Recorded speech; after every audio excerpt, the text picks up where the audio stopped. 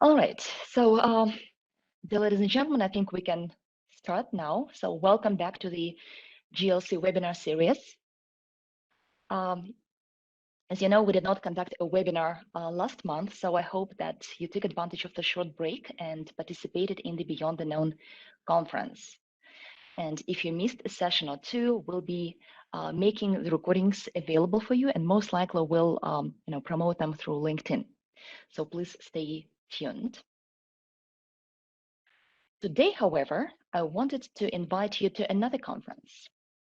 So this is the Learning and Development Africa Conference that is being organized by a group of IFC master trainers and other consultants under the leadership of Margaret Jackson and her team. So this year, the conference will focus on ensuring an enabling environment for inclusiveness and diversity in learning and development in Africa. And the conference will explore how L&D professionals can create a safe and secure environment that promotes inclusiveness and diversity for employees and clients. And I think the topic of this conference is hugely important because it is aligned with the Sustainable Development Goals, as well as IFC Principles for Learning. And those of you who are signatories to the Principles for Learning know that for the training project to be successful, it must be impactful, scalable, sustainable, and inclusive. And when we talk about inclusivity or inclusiveness, we mean various underrepresented and marginalized groups such as women or people with disabilities, senior generation, younger generation, low literacy groups, ethnic or religious minorities, you name it. The list just goes on and on. So I think it is our responsibility as citizens and as training professionals to promote equal access to skill building programs and to reduce barriers to participation for all groups of people. So back to this conference. As you can see, the conference will be held already next week on November 24th. You can participate in it online, and participation in the conference is free. And when you register for the conference, you will also be able to sign up for different breakout rooms. So I highly recommend it. The topic is crucially important, so please register and participate. So in other news, our last webinar or in this year in December will be conducted by Jonathan Ekealumba. So Jonathan is an IFC LPI CPMA certified trainer. He is also a certified chartered accountant and a management consultant. And the topic of his webinar will be budgeting and cash flow management for training organizations. So I hope you all get excited. So please stay tuned and look out for an invitation for our next webinar. Today, however, we will talk about coaching.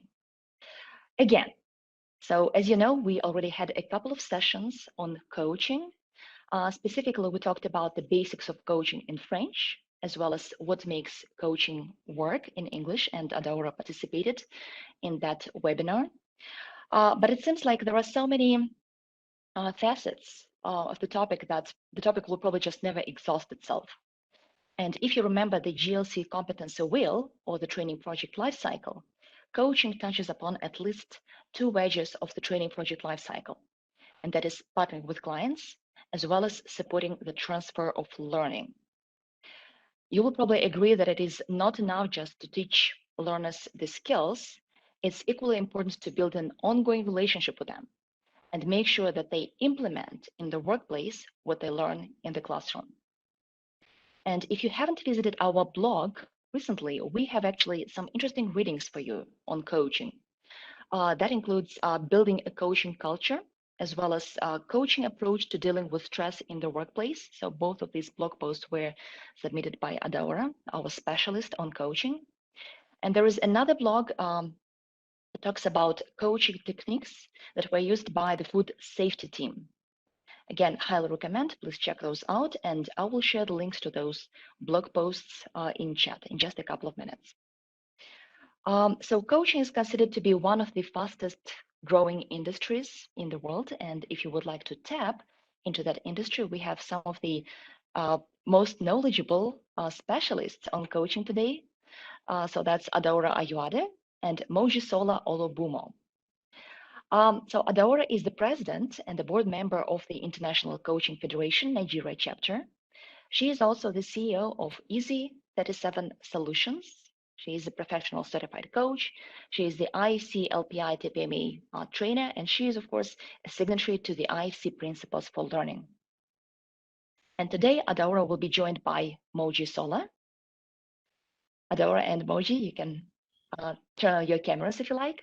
So Moji is a Chief Human Resource Officer at Lagoon Hospitals. She is also a certified life coach, and she has tons of experience in coaching. And she worked obviously in financial services, in healthcare, investment, and banking. So they have a lot of experience that they're going to share with you today. And one last thing before Mojisola and Adaora take the floor, I just wanted to mention that today's session is meant to be highly interactive. So if you have any questions about coaching, any at all, please make sure to type them in chat, and we'll make sure that Moji and Adaora will address them today. So today is your chance to have all the answers today, all the questions answered as far as coaching is concerned. Okay? So Adaora and Moji, welcome to the GLC webinar series, and the floor is yours. Thank you very much. Wow. Thank you very much, Anna. Welcome, everyone. MOJ, our special guest. It's so wonderful to have you here with us. And we're going to dive straight in. But before that, I just really want to thank everyone who is here with us today. I can actually see people joining from all parts of the world, from Nigeria, from Cote d'Ivoire, from Afghanistan. I've seen people joining from the USA, from all over. So whether it's morning, whether it's afternoon, whether it's evening, I want to say warm welcome to everyone. So I'm really excited about our topic for today, which is leading with a coaching mindset. And just like Anna said,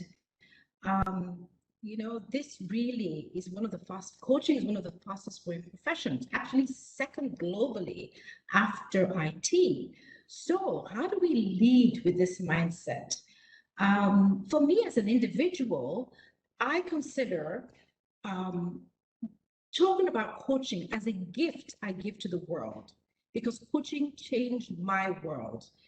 Before I discovered coaching, my decision making, the whole way I showed up was entirely different.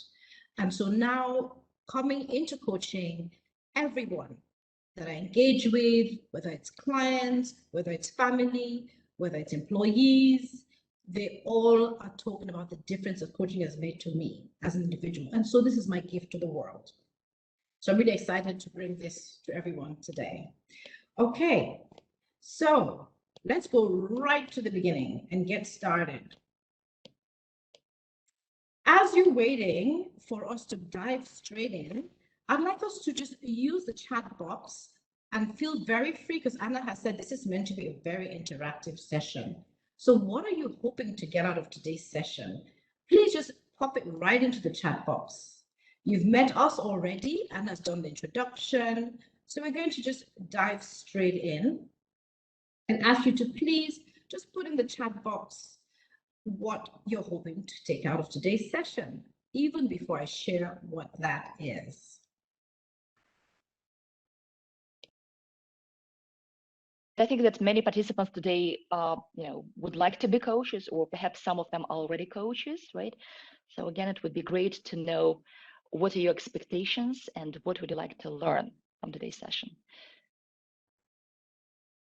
Thank you, Anna. So please just go ahead and put that in the chat box. And that is really the online tool we're going to be using for today's session. Adaora, I already see some responses. What would you like to see? So what would you like to know? What would you like to find out? She would like to know how to be a better coach. I'm going to share, as those are coming in, I'm going to share with you some of the expectations that we have in store. Thank you so much. People are saying, I want to learn how to become a better coach. Thank you so much. Yes. Okay. How to get certified as a coach in French. Thank you. All right. To get more tips. Awesome. To get to find out more about this profession. Wonderful. Thank you. And what is the mindset? Okay. Shirzad is asking, what is it actually? And what's the difference between coaching and facilitation? So we have an opportunity to be able to do that. So let's look at the webinar objectives. Can you all see my slides? And can you all see the webinar objectives that are on the screen? Okay, Anna, can you see the webinar objectives? I can see slide 13. I'm not sure if that's where you wanted us to be. Ah, okay. It's actually, can you see webinar objectives on the screen at the moment? No, I cannot see. Okay, all right. So let's have a look. Right. Okay, so I have a screen, a slide right now that has webinar expectations and benefits. Can you see that? Fantastic. Yes. Great. Okay, so I can see a lot of comments coming into the chat box, people talking about what their expectations are and what are the benefits they want to take away. And I say thank you to everyone who has shared very freely. Thank you. Yesterday, thank you, Abubakar, learning how to improve your coaching skills and connecting with people. So let's have a look at what we have actually packaged in store for you today. So at the end of today's webinar, you should be able to identify how coaching can help to unleash organizations' potential.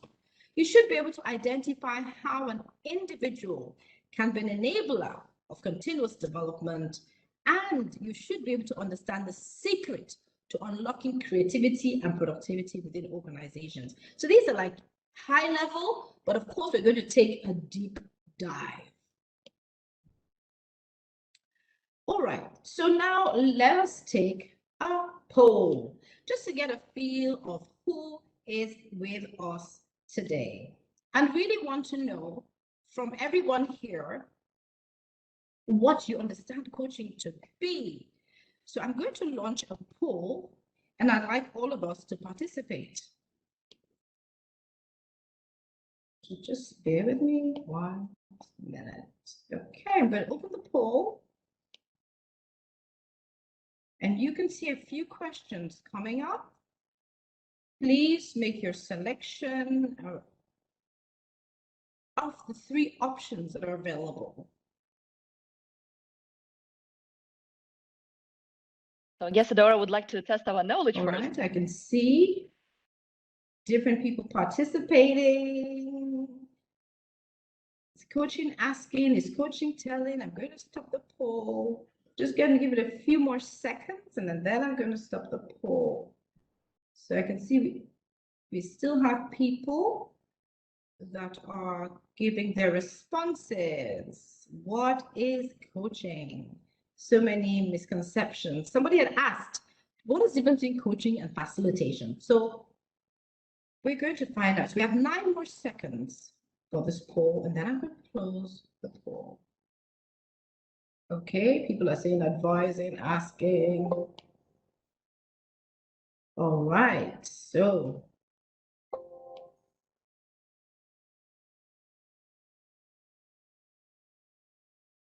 okay, I think everyone has taken this. So I'm going to close this now. All right, so 7 seconds remaining. So we're almost there. 5 seconds. If you haven't made your choice, please do so right now. 2 seconds remaining. Thank you, everyone who's participated. So let's have a look and see what the options are here. I'm just going to display the results of the poll. Just bear with me 1 moment.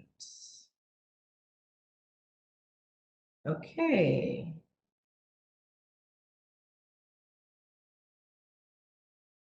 Let's see all the results. Coming up now. So can we see the results of the poll? Yes, we can see the results of the poll. Anna, can we see the results? Yes, we do, Adaora. So I see that the majority responded that coaching is advising.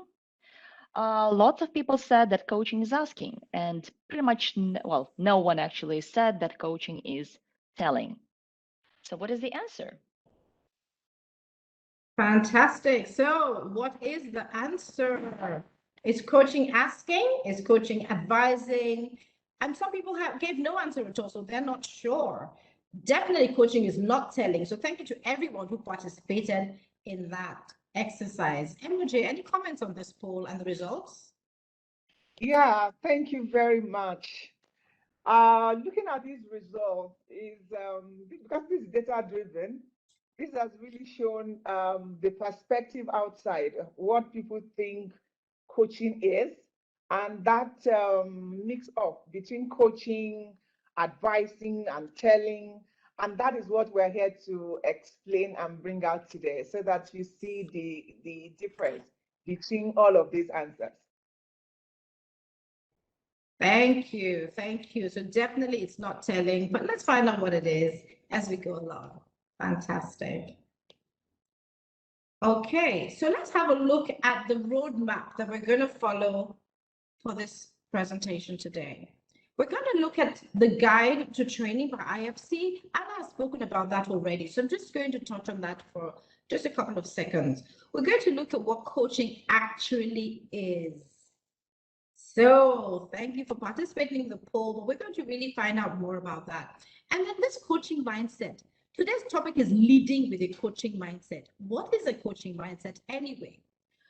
So we'll look at that. We'll look at the boundaries of coaching. We'll look at a growth mindset and a fixed mindset. What is a client-centered perspective? How do we manage our emotions? Does everyone actually need a coach? And what support can you get to lead with a coaching mindset? So we're going to bring all this together. So just stay with us as we go on this exciting journey today.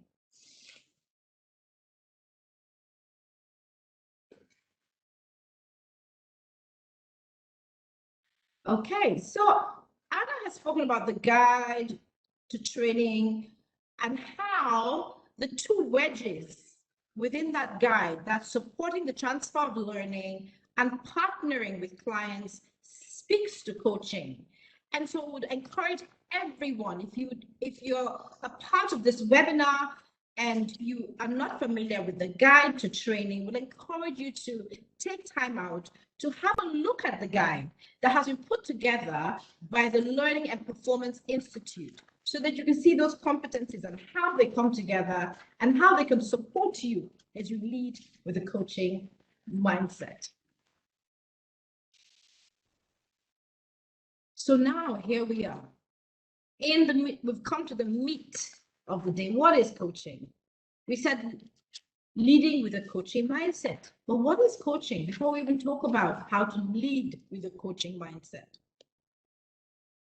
And I'm going to share a definition by the leading and the largest global organization of coaching.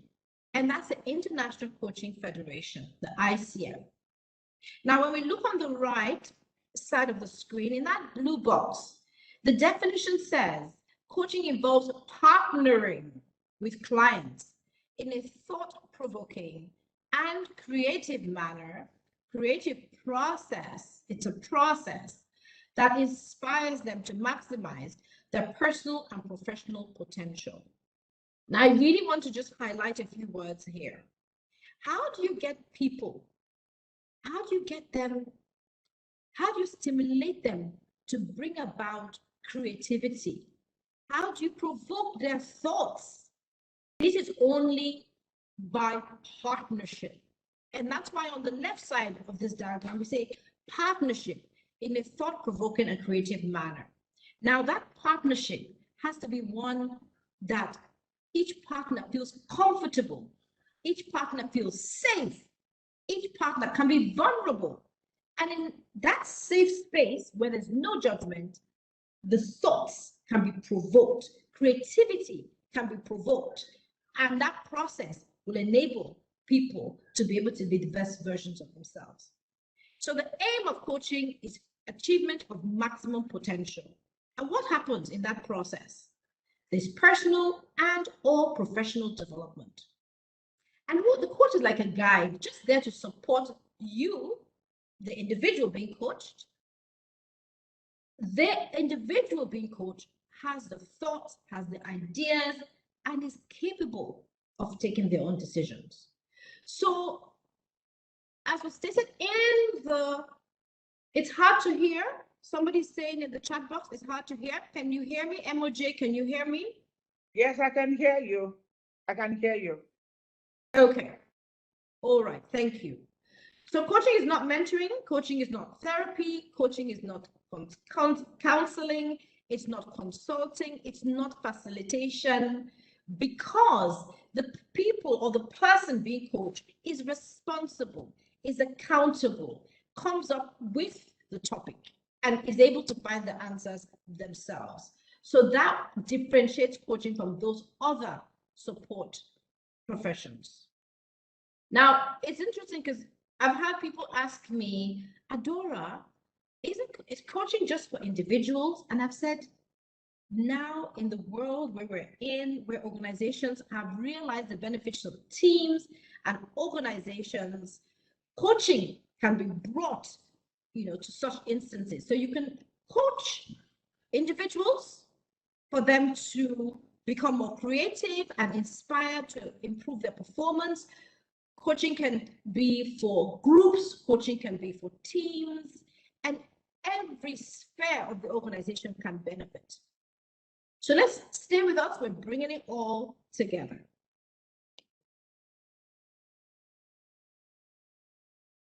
Have a look at this diagram for a minute.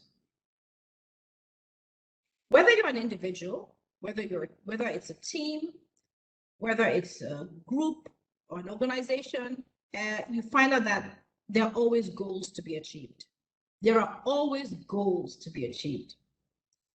But in trying to achieve those goals, sometimes it's a case of, especially in the world that we're in today, the whole pandemic, the whole uncertainty, the whole dynamism, there's so much confusion sometimes that comes in. Which way forward? What are the options? There are obstacles in the way. And that's where leading with a coaching mindset comes in.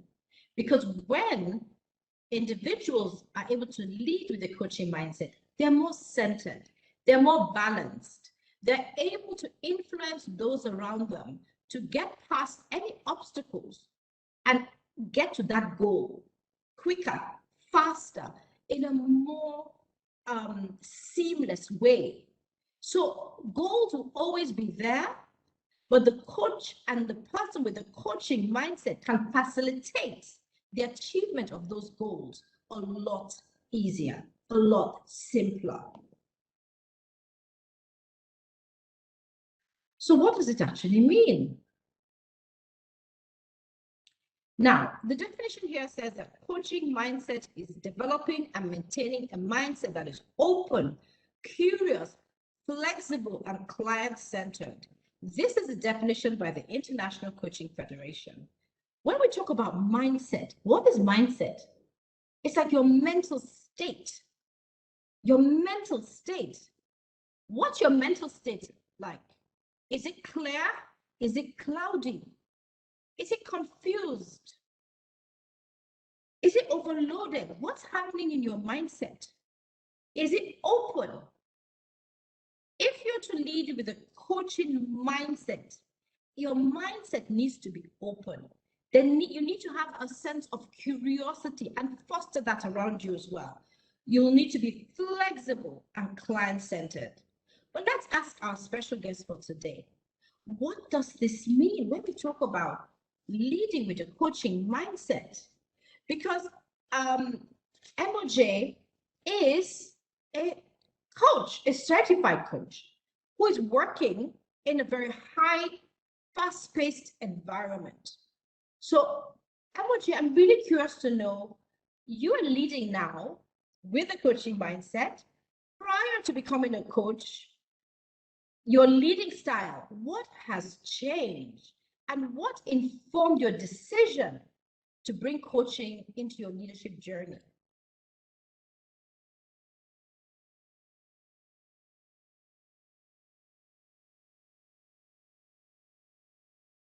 Moji, you're muted. Would you kindly unmute yourself? Thank you. Hello, can you hear me now? Yes, we can hear you. Thank you. Okay. Thank you very much. So thank you for bringing me here. I'm very happy to be here. So for me, becoming a certified life coach is a journey that started with me. So I have a huge interface with people. I've been involved and I'm still involved with mentoring, career discussions, consulting, and all of that. But you see, I know that I can do more. I can improve people's outcomes. I can do more with people, improve their outcomes and improve mine. And at a point, I got stuck and I was asking myself some questions of discovery.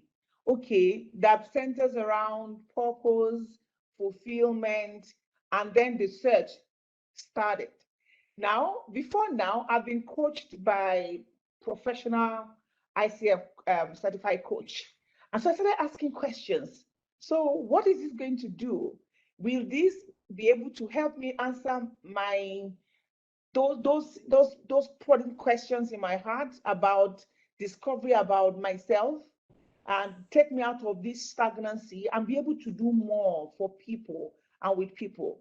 And that discussion led me to connecting with EZ37 consulting company, where I went through an intense, I'm telling you, intense coaching period. And now I'm here. So I'm a very young certified life coach, but things have moved since then, really. Trust me. Thank you, MOJ. So talk about that shift, that move in terms of your mindset. Okay, so that move, what that has done to me is it has expanded my mind, really. Before now, I think it's more of a fixed mindset to say some things cannot change. This is how they can be. But with coaching, that has unraveled a huge untapped potential right inside of me. And as I see that, I apply that to my team members, to people I come across, to let them know, look, you have a huge untapped potential inside of you.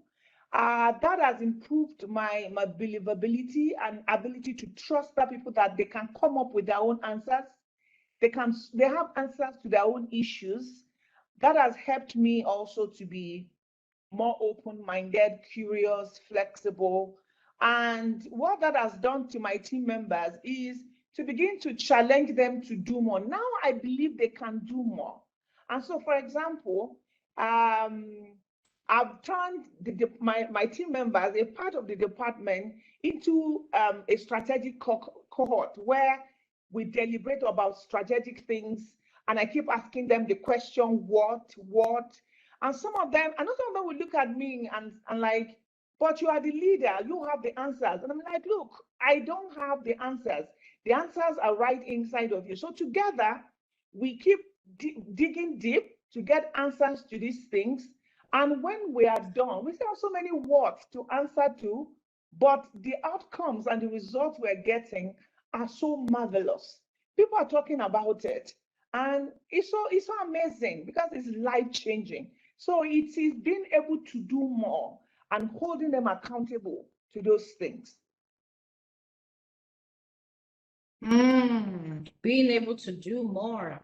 Okay, holding people accountable. And that really speaks to what leading with a coaching mindset is all about. MOJ, you spoke about just not even knowing. Sorry, my slides seem to be moving a little faster than needed. So you spoke about even showing up, being, should I use the word vulnerable, just not knowing and not having all the answers. And as we look at the image on the screen, look at that child. You can see the innocence. Yeah, just being curious. And as we remain curious, what happens? What happens for the organization? What happens to those around you? And we just spoken to that. It really inspires those around you because they feel that you can be vulnerable. You're not coming up, showing up with a mindset that I know it all. And then you're able to resist the urge to always provide the answers. So what happens to those around you? It enables them find answers for themselves. And as you show up in a vulnerable way, they too are free to be vulnerable, are free to say, well, you know what? We don't know the answers, but guess what? We're going to find the answers. So Emily, thank you for sharing that, because it appears that the impact of you embracing coaching has been positive on your organization, that there's been a difference. So let's talk a little bit more about that. How do you then resist the urge to provide those answers? We're talking about now the boundaries. How do you stay in a place where it's like, I don't know, almost, I'm not ignorant, but I'm here with such an open mind. I'm going to ask instead of telling. This is going to enable those around me to look within. It will enhance their awareness about themselves as they get used to looking within. And then you show up almost knowing nothing. These are the boundaries of coaching. So I trust that as we're going through these different slides, as Emoji and I are having this conversation, your understanding of coaching, your understanding of leading with a coaching mindset is being enhanced. When we talk about coaching, we asked you a few questions. We said, is coaching telling? No, it's not. We asked, is coaching asking? Well, you can see the answers here. Yes, it is. It involves a lot of asking. We asked you, is coaching advising? Well, it's not, because there are boundaries to coaching. And the International Coaching Federation has developed white papers, has conducted a lot of research that provides guidance on when you get to the boundaries of coaching and you need to refer, or you need to seek help. But these are the boundaries of coaching. Being in a space where you ask instead of telling. Leading in such a way, with such vulnerability, with such flexibility, that you enhance the awareness of those around you. Showing up as if you know nothing. In fact, how I lead now personally, when people come and ask me, what should I do? I will show up as if I know nothing. I will say, well, what do you think? And if they say, well, I don't know, I can say, well, what have you tried? Or what can you try? So I do not fill them with the answers. And guess what happens? That way you become an enabler of continuous development, because people go and seek for answers, and continuously they get better and better and better. And the organization improves, leadership improves. Let's look at the coaching mindset in terms of a growth and fixed mindset. So when you have an open mind, when you're leading with a coaching mindset, it is the same as having a growth mindset. And so, MOJ, as you look at this slide, and as you lead in your organization with a coaching mindset, which is a growth mindset, what comes up for you? How do you foster this? Okay, so a coaching mindset is that of a growth mindset where possibility is endless, where you keep unraveling, and you are opening up, and you are opening up. And as you open up, you discover new things. You discover new things. For example, on my team, what I do is, at least what I've done right now, is I ensure I expose them to management as much as possible. There are times I allow them make presentation, high-level presentation to management. At first, when we started, it was, I can't do this. I don't know how to do it. I've never done this before. And I'm like, excuse me, we're going to go together on this journey, and trust me, you will come out fine. Don't worry. Don't be bothered about you are going to show up as not being too prepared. Don't worry. Let's start. It's a journey. And we started.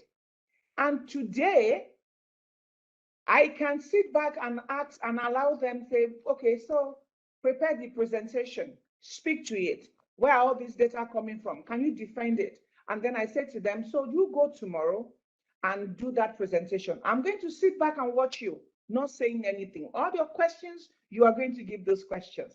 And another thing that has also happened at the leadership level is that my CEO introduced an initiative early last year.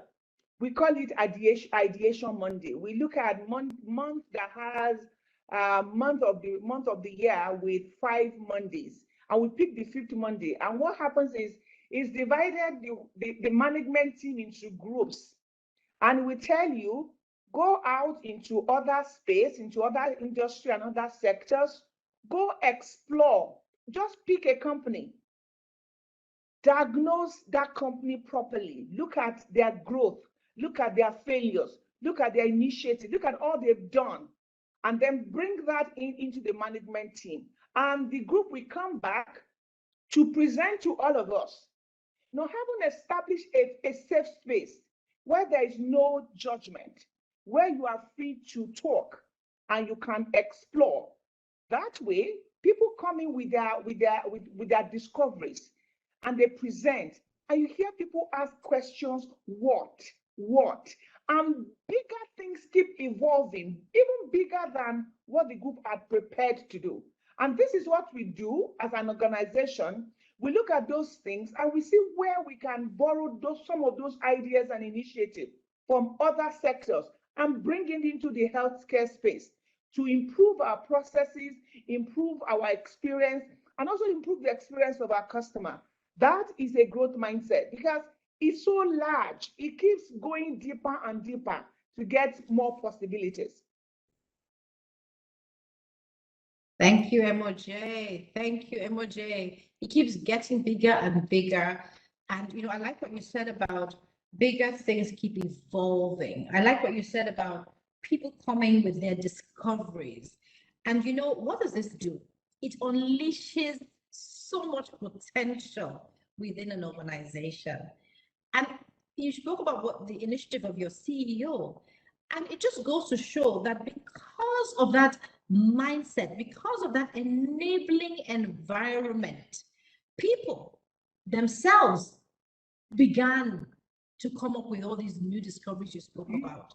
So the coaching mindset, leading with the coaching mindset, having a growth mindset will serve the organization, will serve the individuals, will serve you spoke about your clients as well. So it has a fantastic ripple effect all through the system. Okay, thanks for sharing on that. Now, when we spoke about the definition of leading with a coaching mindset, and we said that it also involves being client-centered. What does that mean? When we talk about being client-centered and having this perspective, what we're referring to is seeing almost the best in every individual. Look at this webinar. We have people joining from all over the world. How do I see each individual that I come in contact with as resourceful?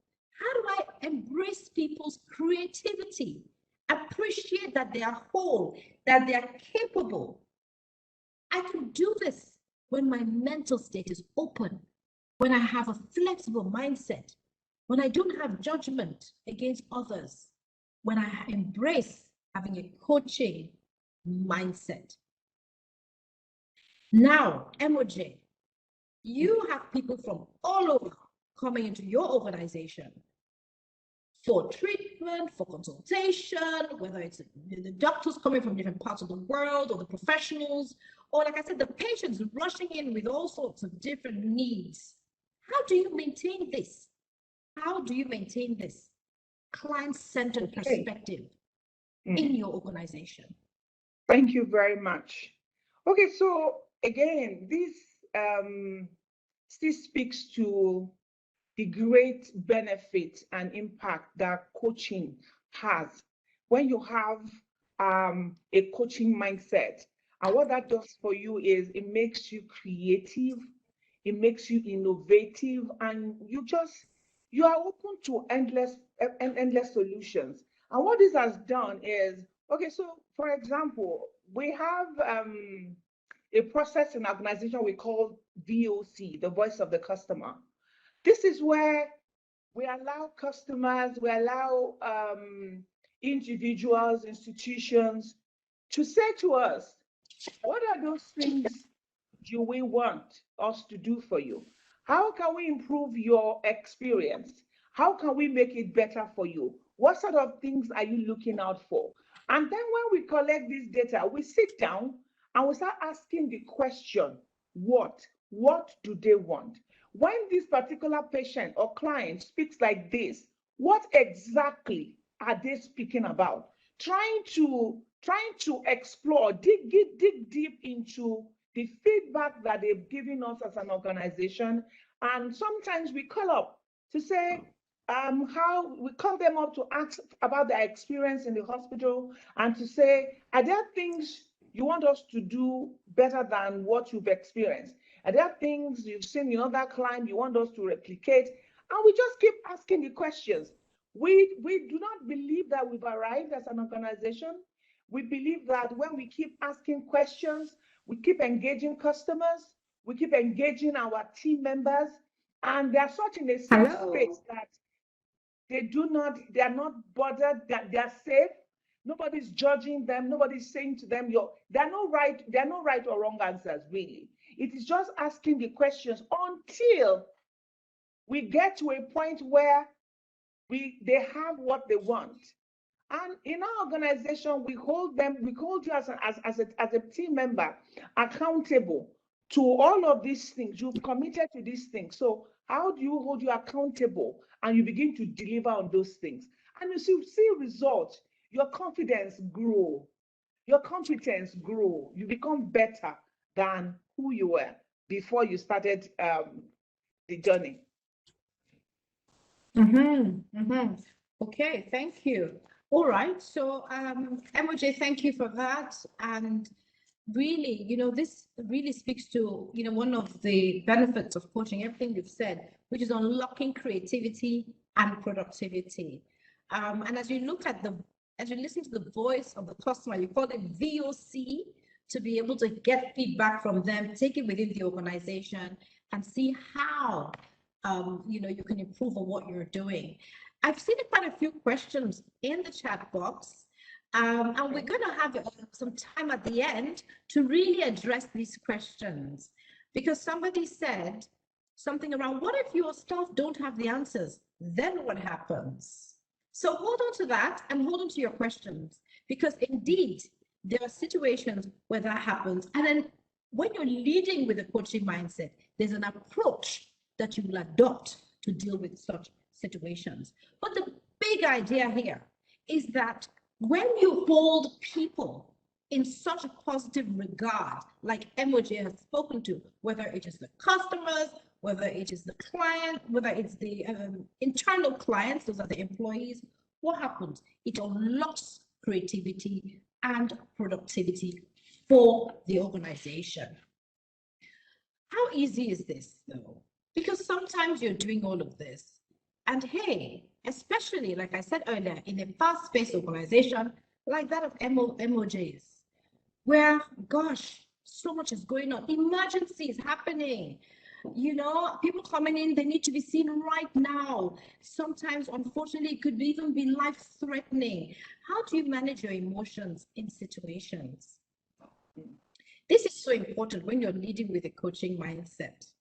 Because when you lead with a coaching mindset, then what happens is you need to be able to respond and not react. And so what can help you to do this? To manage your emotions. What are we talking about when we even say emotions?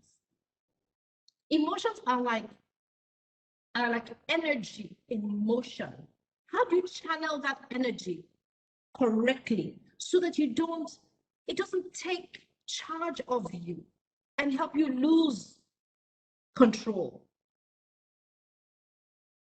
There's a quote here by Vincent van Gogh that says, let's not forget that the little emotions are the great captains of our lives, and we obey them without realizing it.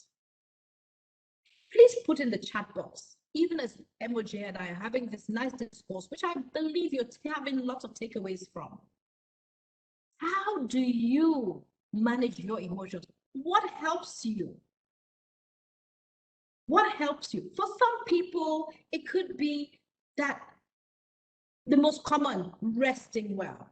Others, exercising well. Others, positive affirmations. What helps you?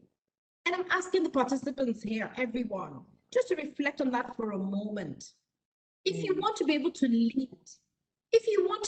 lead, with a coaching mindset, then you have to be the captain of your life. Your emotions, that energy in motion, cannot be the captain of your life. Because then what happens? You react, and you may react wrongly. And then you regret it later and think, oh my gosh.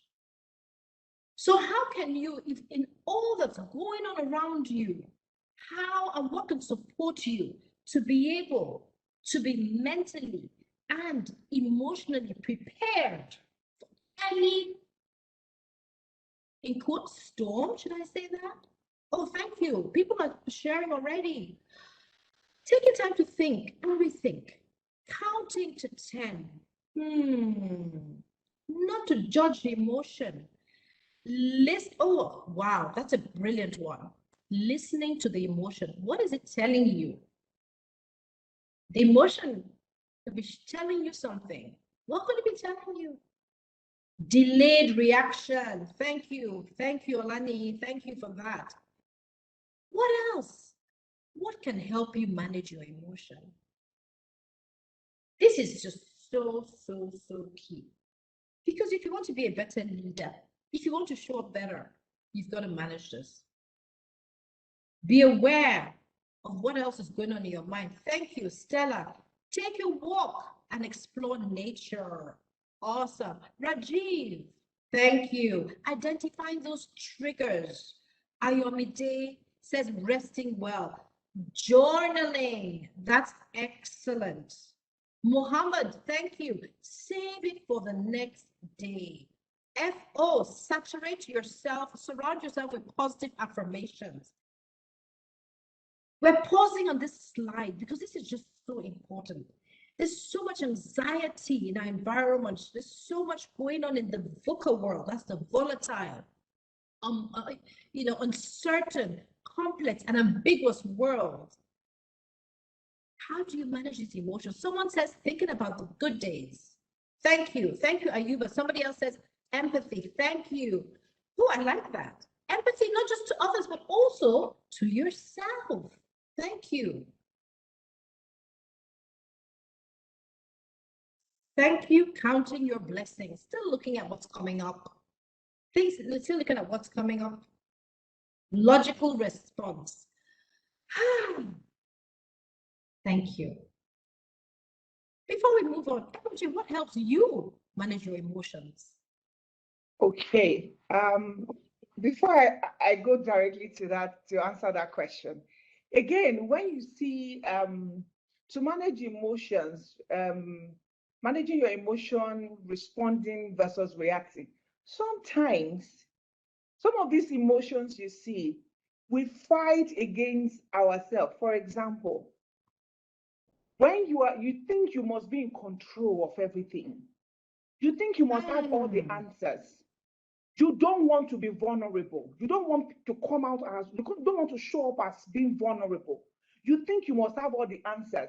And when you don't have all the answers, you start fighting your emotion. In coaching, you enjoy vulnerability.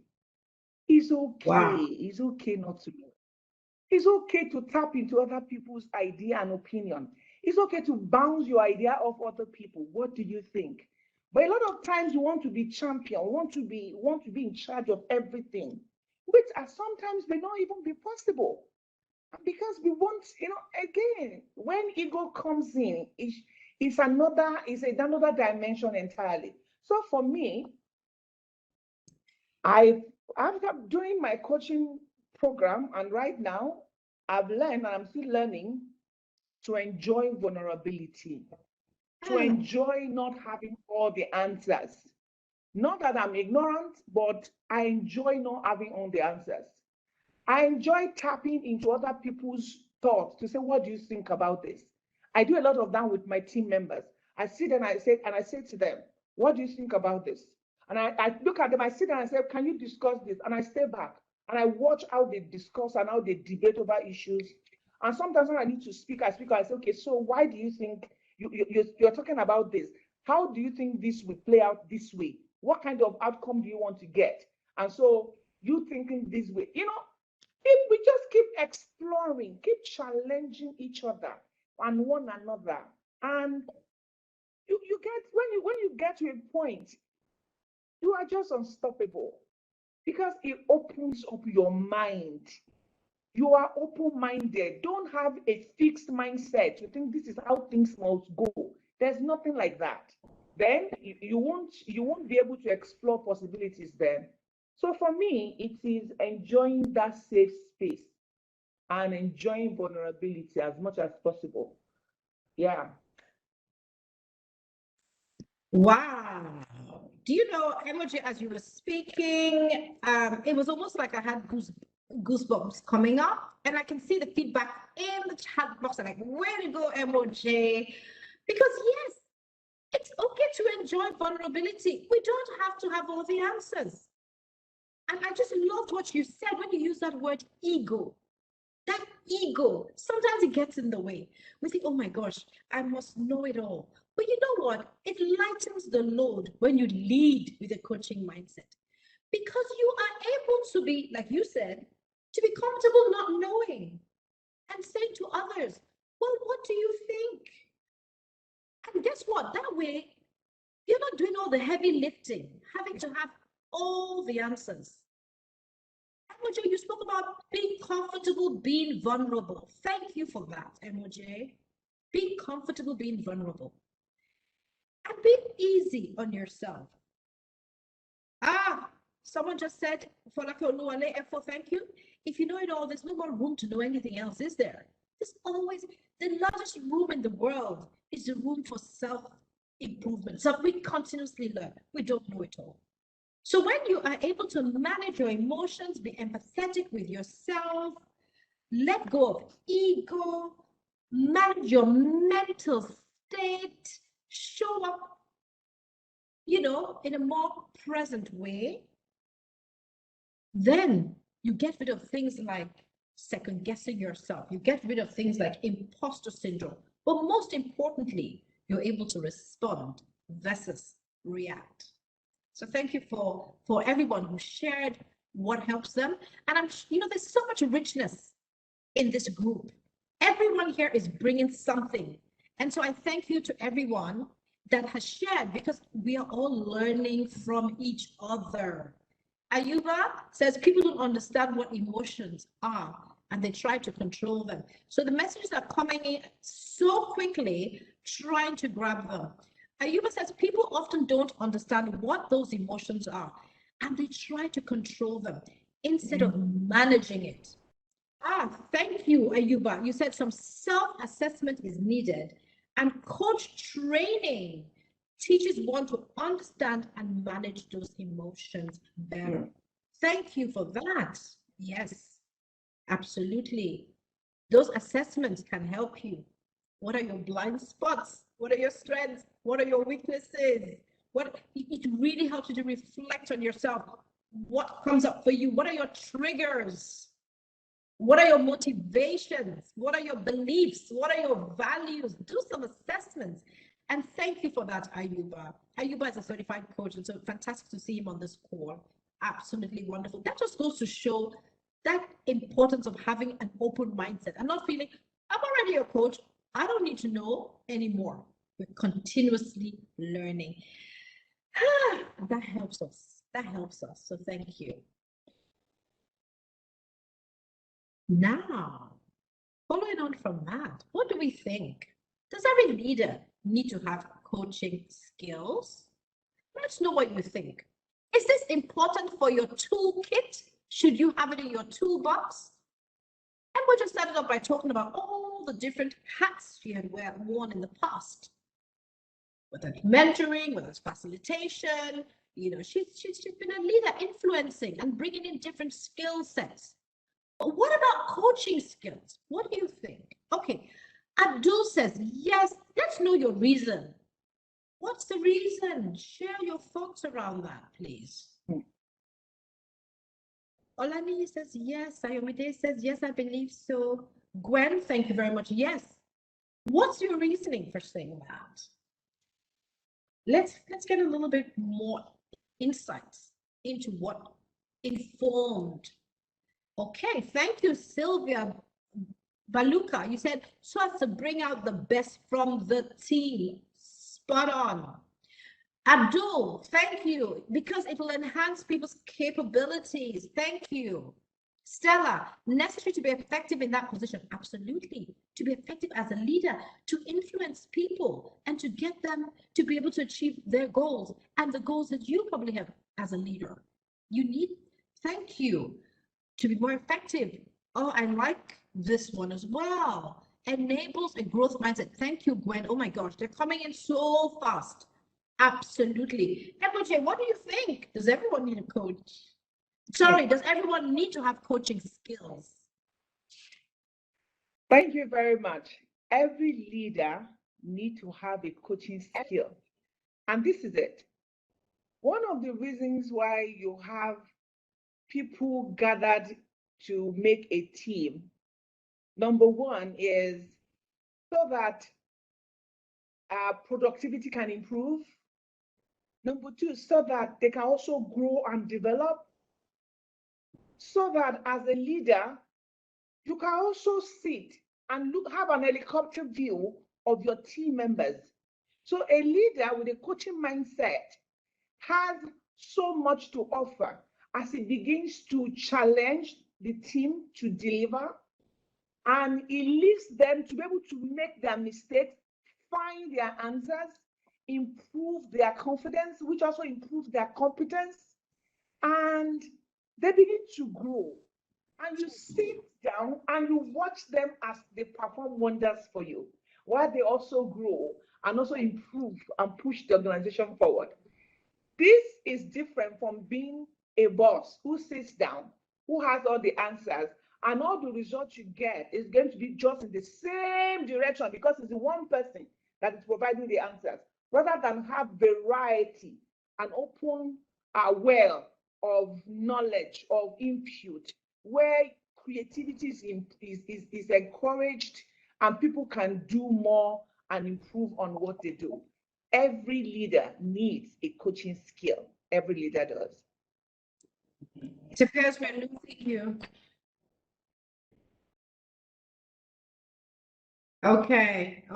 Thank you so much, MOJ. Thank you for that.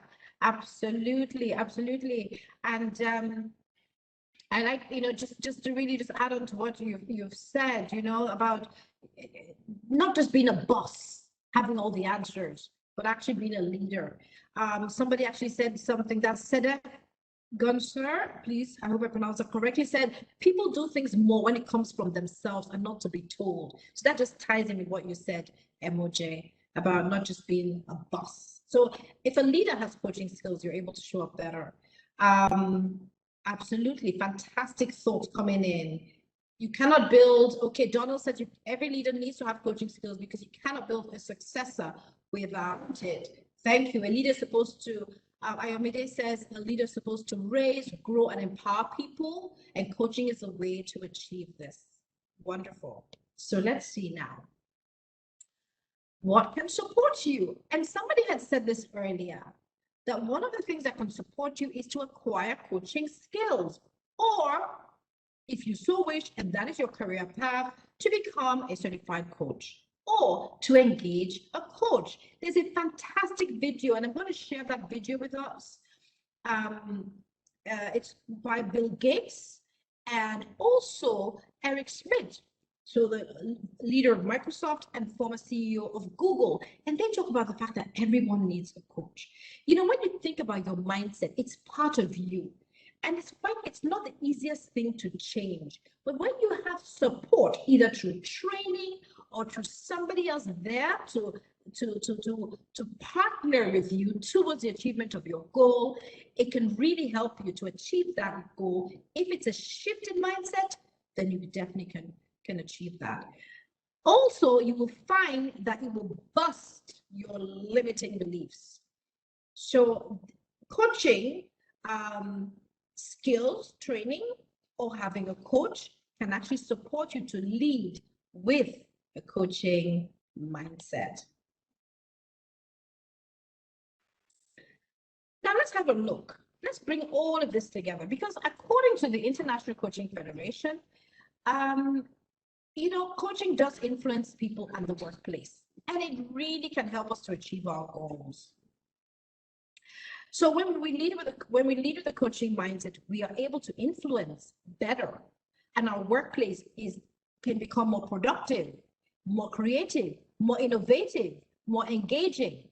And so the International Coaching Federation conducts research regularly, and they engage people like PricewaterhouseCoopers to do this research on their behalf. One of such research is what we can see on the screen, which is from the ICF Global Coaching Client Study that was done in 2016. And the research showed that coaching improved work performance by 70%. It improved business management by 61%.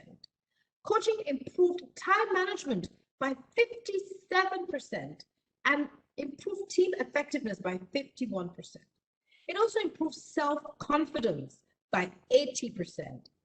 Relationships, we are all in one relationship or the other, engaging with people in one form or the other. It improved relationships by 73%. Communication skills, a leader cannot do without communicating. Having coaching skills helped improve communication skills by 72%, and work-life balance, work-life harmony by 67%.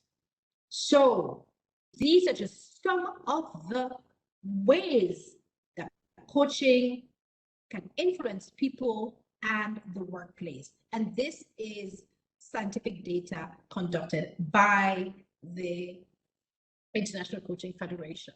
Now let's bring it all together and summarize it. We've said if you really want to lead with a coaching mindset, that mindset needs to be open. Like Emma just said, just not feeling that you know it all. Letting go of ego. It's okay to be wrong sometimes. It's okay to be resourceful and reach out to others. Leading with a coaching mindset also involves being flexible. Things change. We're in a VUCA world. Leading with a coaching mindset involves being curious, asking, inquiring, seeking for more approaches to doing things. And of course, being client-centered, client-oriented, which means holding people in positive regard, whether it's an internal customer, an external customer, the stakeholders around you, just really working on yourself to see them without judgment. See them as creative, see them as resourceful, see them as whole. And when you see people as clients, when you have that mindset, then you are able to listen in a way that they feel heard, they feel valued. And guess what that does to them? It unleashes their creativity, makes them feel safe, makes them feel heard, makes them want to bring out the best version of themselves. So, what does it do to you when you feel heard? When you feel that people actually believe in you and are not judging you? I'm certain that it brings out the best of you and enables you to open up. So I really hope that as we have gone through these conversations and everything, you can really see what leading with a coaching mindset entails and the impact it can have on individuals, on teams, on groups, and on organizations.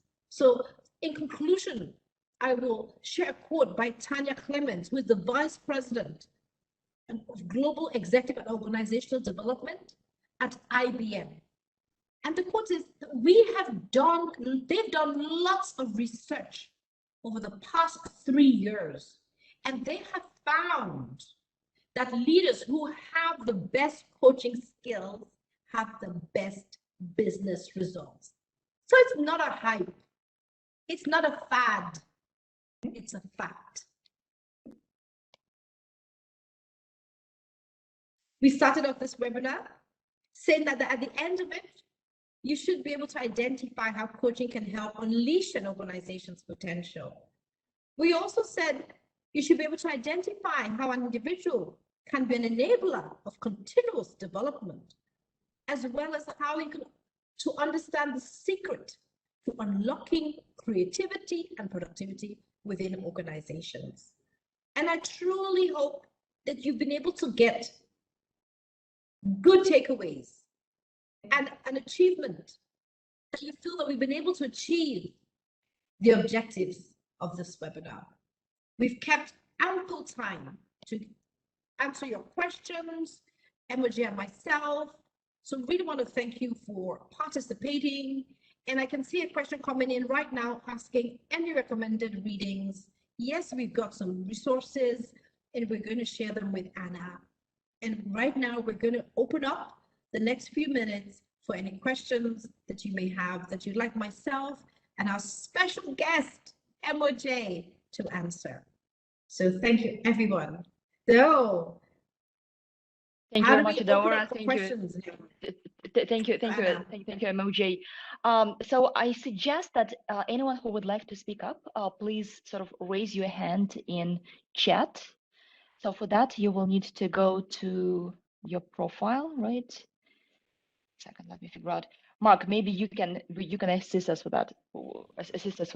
So once we see your raised hand, our IT specialist, Mark Shellhays, will unmute you and you will be able to speak. Adaora, but I also saw lots of questions in chat, so maybe we can start with those questions first, if you don't mind. So I have been recording them. So here's one question from George. Yes, please. What is the relationship between coaching and know-how transfer? Do we transfer knowledge or expertise when we're coaching this stuff? So let's start with that question, then we'll move on to other questions. Okay, so Anna, please, could you just take that question again? What is the difference in coaching and know-how transfer? Was that the question? What is the relationship between coaching and know-how transfer? Do we transfer knowledge or expertise when we're coaching the stuff? Okay, I didn't hear the last part of that. Do we transfer knowledge? Yes, I got it. All right, okay. Maybe you can jump on that and then I'll also search for it. Okay, thank you. So now when we talk about coaching, it is that you are empowering, you are challenging your client or your team members, that you believe in them, that they have answers to those questions. So it is digging deep by engaging them, believing in them, and also believing that they can go through this journey and get answers. Now, when you are impacting technical know-how, it is okay. So you have a brochure, you have you need to train people on how to use an equipment, or you're trying to impact knowledge. I'm not saying that you can't also use coaching as a tool, but both are different, because this is you facing team members and telling them how to use an equipment they've never used before. This is you passing, sharing a technical knowledge with your team members. Yes, you can also use coaching to leverage so that you begin to ask, and that is to know how much they've gotten, how much they've grabbed, or what you said to them, or better insight about what you are saying that they can get. Some people, they think very, very fast on issues. When they see an event, they think so much on it, and they can bring out newer things that you never thought about that same thing. So coaching is a tool, and you can use that to impart knowledge. Thank you. Thank you so much, MOJ. And I think I'll just add a little bit to that, because I really like what you said about, even as you're imparting knowledge to someone, you can use that whole coaching approach so that you stimulate their thinking through the questions you're asking.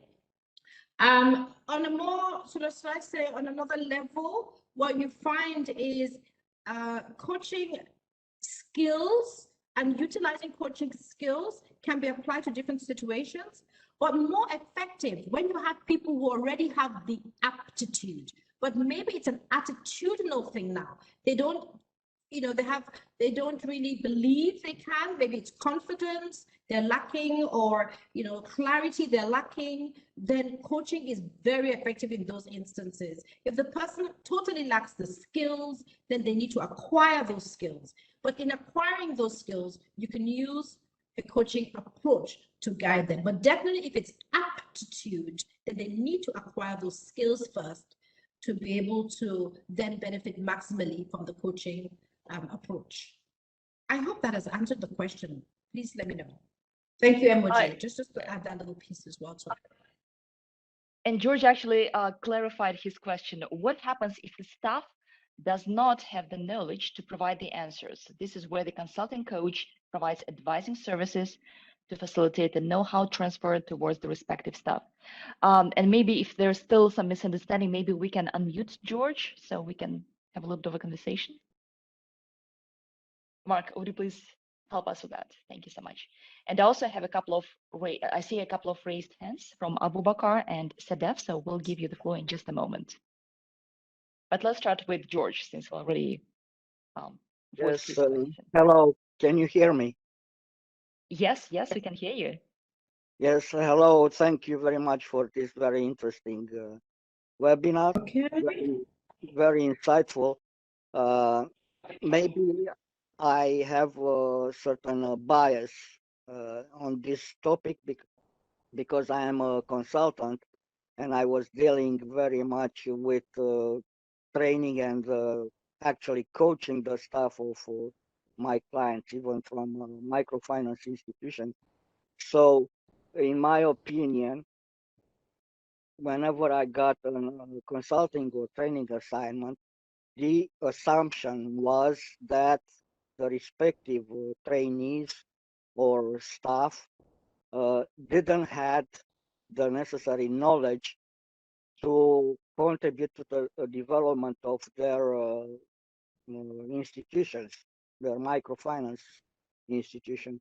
So this means that they didn't have the necessary knowledge and expertise. And in my opinion, coaching is also related to the on-the-job training, meaning assisting the staff in undertaking their current activities and advise them, transferring to them expertise to improve their activities. And one example of such coaching that, in my opinion, I did was related to the know-how transfer was the fact that I assist I assisted the CEO of a microfinance institution in her first asset and liability committee meeting. So this is my understanding of know-how, the relationship between coaching and know-how transfer, using as assumption the fact that the staff, operational staff or managerial staff lacks the necessary expertise. Thank you. Okay, thank you. Oh, thank you so much for speaking up there. And I just saw a feedback even in the chat box from Idote Isaac that says know-how transfer focuses on telling and instruction, while coaching empowers, enables, and inspires the individual to come up with their own answers. So when you're talking about this work you did with the microfinance bank, where you had to transfer knowledge, that was not coaching. That was consulting, and it's going to be one of the resources we will share. So as a leader, you will have different things in your toolkit. There's a place for consulting. That's totally different. There's a place for advising. There's a place for all of that, depending on the need. When somebody lacks the technical skills or know-how, then if you start asking them coaching questions, it would not be as effective. You first need for them to have the skills. And in the process of acquiring the skills, like MOJ said, you can use that approach.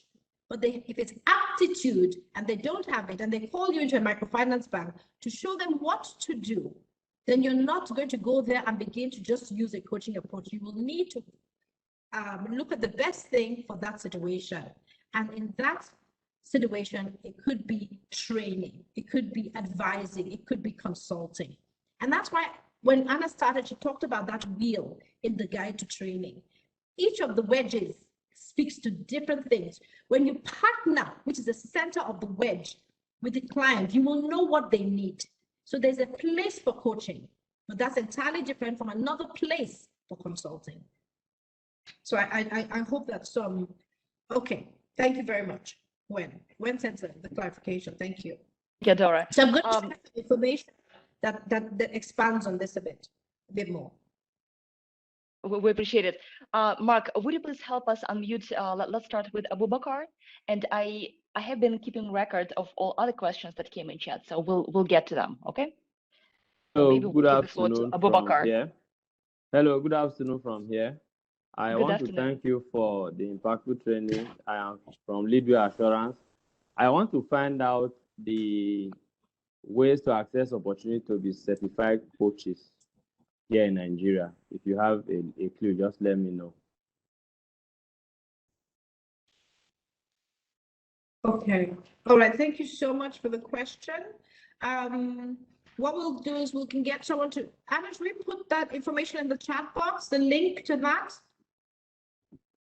Okay, I'll do that. And I just wanted to mention that the presentation handouts and all the helpful links, including like how to get certified, will be added to the webinar page. And we will send you all that information in our follow-up email probably next week or in a week from now. Okay? Okay, thank you. Thank you. So all information will be on that webinar page. Okay, thank you. Great. Thank you, Abubakar. Thank you, Abubakar. Sadef, Mark, would you please help? Hi, everybody. Thank you for the great session.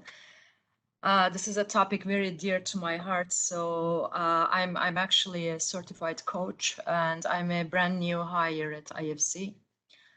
To my disappointment, World Bank Group doesn't allow internal coaches, internal coaching, external coaching for the investment officers. Personally, I have seen great benefit in my life after coaching, how I handle things in professional life. And in my previous job, I gave free sessions to my team, and we all benefited a lot. That's something I would love to bring to World Bank, and I would love to bring it to my team without, breaching any of the rules. I don't think, coaching should be just from, for certain staff or, for certain people. It should be at every level. And I see some companies actually being on the exact opposite trend. They are sending their employees to get certified. How can we start a movement like this? What can we do together? And what is your experience maybe with other companies, how they are raising their employees as coaches? Thank you very much. All right, thank you, Sadat, for that question. I'm curious to know if that question is for myself or for Anna. All of you for the different parts. So I missed that last piece. Anna, is that question for me or is that question for you, being part of the World Bank Group?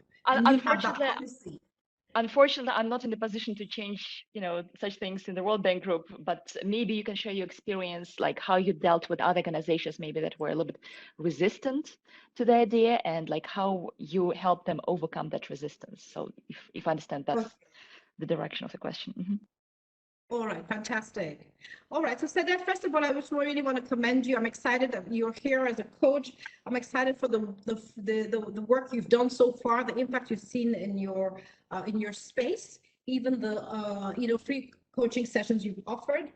What we found in the past is quite often that resistance sometimes can be overcome with information. We've shared a lot of case studies. I mean, there are just numerous studies that have shown the impact and the benefit of coaching. People sometimes say, oh, it's just a trend, but there's so much research to back up the fact that coaching is the leadership style of the future. So really and truly, to drive up engagement levels, organizations are now embracing coaching, are embedding coaching. So we're very happy to go into organizations to have information sessions and to share with them what happens in coaching, how coaching can help their leaders, how coaching can impact their culture, their organizational culture, and the impact it will have on their bottom line.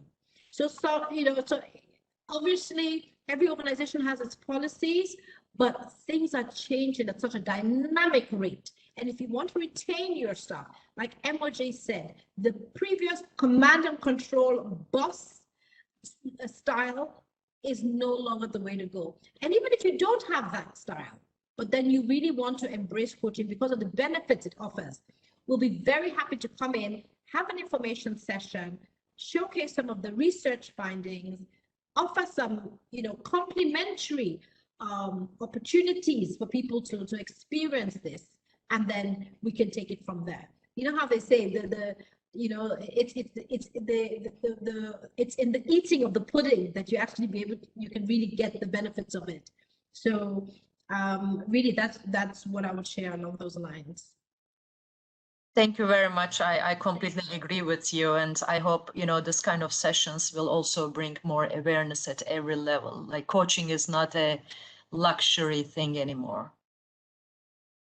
Thank you. Thank you. Thank you. Great points today. Thank you very much for this question. All right, now I would like to get back to the questions that I saw in chat. So here's a question from Tina. My question is, how can you identify an engaging coach and non-engaging coach, if I read this correctly? But Tina, if you're with us, maybe you would like to voice your question yourself.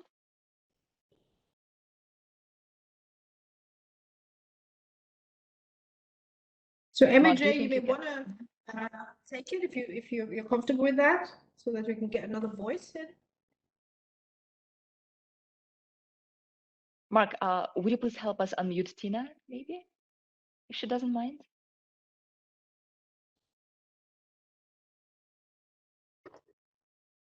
Hello. Hello? Hello. Okay. Yes. Yeah, my question is, how do you identify an engaging coach and a coach who is also not engaging? That's my question. Thank you for clarifying it. Thank you. Yeah, thank you, ma'am. Okay. All right. Emoji, do you want to speak to that? Sure. Thank you. Okay, thank you, Tina. How do you identify an engaging coach and a coach who is not engaging? Okay, so as a client, you are in a coaching session, or as a leader, you are in a coaching session with a team member. How do you identify a coach who is engaging? Is that coach that listens with passion? Is that coach that is present? I mean, a coach that has brought himself or her whole self into that conversation and is listening so passionately. And as the client or the team member speaks, is able to paraphrase what you're saying to say, did you say this? What do you mean by this? With thought-provoking questions. Because he's present, he can listen to the words that you're saying and those ones that your body language is giving. You're signing all those non-verbal cues, if you pick them, and he's asking questions and he's digging deep and asking you deeper questions about those things. I just saw you sigh now. Is there something around that space you want to say to me? That is an engaging coach. He can pick both spoken and unspoken words. Of course, the opposite of what I've said is a coach who is not engaging. He forgets what you have said. He comes back and says, I just lost the question now. What did you just say? You will know if a coach is not engaging, and it's really rude for a coach not to be present, not to be engaging. You won't get so much from such a team member. You won't. Thank you. Thank you very much, Moji. Here's a question from Muhammad. The question is, what role do stories and parables play as coaching tools? And how useful have they been to you?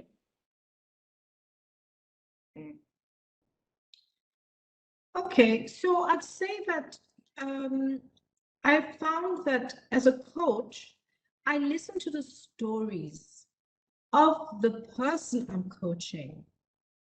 And it tells a lot around what's going on for them. Sometimes it could be a very short story that there could be a metaphor, something to take out of that paints a really, really big picture. So I typically would not, as a rule, share my own stories because it's all about them. So I listen to their stories. I listen to what it is that's coming up for them. I listen to what it is they're sharing. And from there, I can partner with them to get the meaning around what it is they're trying to say. So I don't know if that is the question that's been asked and if it's been answered, but typically there's a lot when people share their stories. And so we reflect on that. We always give them an opportunity to also reflect on their stories, to hear themselves and hear their thinking and to think about their thinking and to challenge some of the stories, because sometimes those stories are rooted in some limiting beliefs. Sometimes those stories are an expression of joy. So it's all about being in the moment, like MOJ said, listen to what they're saying and find out what's coming up from them, for them, as they are sharing those stories. Right, stories can be very powerful. Absolutely. So here's another question. Can someone be, I guess it's a little bit logistical question. Can someone be a good coach without having a coaching certificate? What do you think? I think it's a little bit tricky. And this question came from, and maybe I mispronounced, Khadijatu Bach. Sorry if I mispronounced the name. Okay. All right. So MOJ, would you like to take that so that we sort of interchange it as the questions come up? Okay, lovely. Yes, I'll be very happy to take that. Okay, so can someone be a good coach without a certificate? The word there, the active word there is good coach. Can someone be a doctor without going to school? You may have idea of how to clean a wound, how to do, but medicine is much more than that. Same thing, coach is coaching is big. You need to go through the training. You need to learn. You need to be mentored so that you know how to do it and do it well. So can you be a good coach without a certificate? My answer is you cannot be a good doctor without going through medical school, in my balance. Thank you. I hope I've answered that question. And I see that we need to wrap up. We're running out of time, but maybe one last question, if you don't mind. And if there are more questions left that we're not able to answer, you will be able to send those questions directly to Adaora, or perhaps Adaora may respond in writing. So we'll talk about that. Okay. So last question, if you don't mind, from Muhammad, is there any book you would regard as one of the best so far on coaching stuff within the organization? And again, if you have these recommendations, perhaps we can even publish them on the webinar page, right? Okay, all right. So what book would I recommend in terms of coaching? There are several books, but a book that for me has, been transformational has been one by one of the leading coaches in the world, called Marcia Reynolds, and that's Coach the Person, Not the Problem. So, we show up with so much. And it's important that as I speak to anyone, I'm not just focusing on their problem, but I'm speaking to them as an individual. I'm seeing them as, like I said earlier, creative, resourceful, and whole. So Marcia Reynolds' book on Coach the Person, Not the Problem, is a fantastic tool and will help anyone who is embracing coaching to know how to really be effective, to lead with that mindset, and to get the best out of those who they are leading or engaging with. So definitely that would be the book I would recommend. Emoji, what do you think? Sure, I was expecting you to say that. That's a very great book. Yeah. Fantastic. Anna, I really want to thank the GLC team. I cannot but really say a big thank you to Mark for all his technical support. I must say a huge thank to Anna, to all those behind the scenes. You guys have been amazing, the whole organization and management. The support has been tremendous, and I really want to thank you all. MOJ, the special guest, extremely busy, especially this end of the year with her organization, and that she found time to be here, and to everyone who has participated, shared, contributed, asked questions. And I just really, my heart is filled with so much gratitude at this time. So thank you very, very much. Thank you.